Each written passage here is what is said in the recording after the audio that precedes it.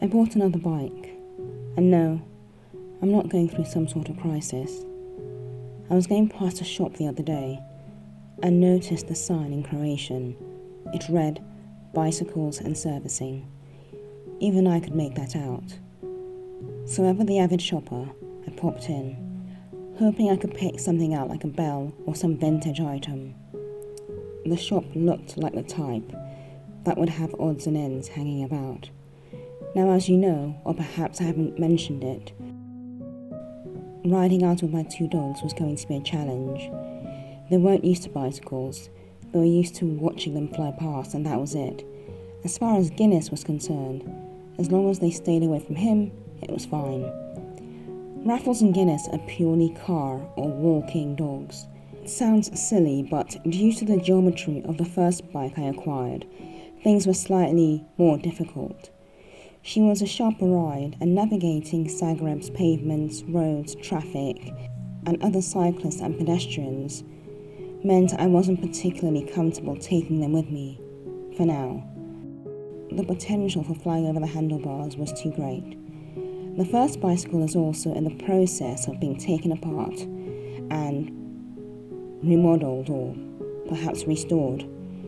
It is a first-time project, and I didn't want to have no bicycle to ride at all. I also didn't want my dogs missing out on the bike rides and outings. That's the fun bit after all. So I popped into the rather eccentric shop.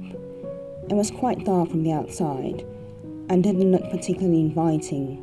However, I found the owner, a tall Croatian man with a thick accent, very welcoming. He asked me if I needed any help, and I said I was just browsing. There wasn't much to browse. It had a smattering of bicycles in there and his workshop, which was towards the rear. So as my eyes darted around, in that discreet way when we try to portray we're not looking too hard, we started exchanging polite conversation and discussing incoming economic policies. And then in a dark, dusty corner, a black bicycle caught my eye. It looked so simple, and I guess that was the attraction. It looked like an easy ride. "Do you want a bicycle?" he asked me. "Well, I've already got one, but I do need to make some alterations to it, and it would be good to get something then I could ride straight away with my two dogs." I wanted something simple, I explained. I initially thought the bicycle had been brought in for servicing and had an owner, but she was actually for sale. He dealt in second-hand bicycles as well. She was just your average standard bike from these parts, single speed, nothing complicated about her, certainly not adjustable to gears, like the other vintage beauty I'd purchased. But then, in my eyes, there is no such thing as an ugly bike, as silly as that may sound.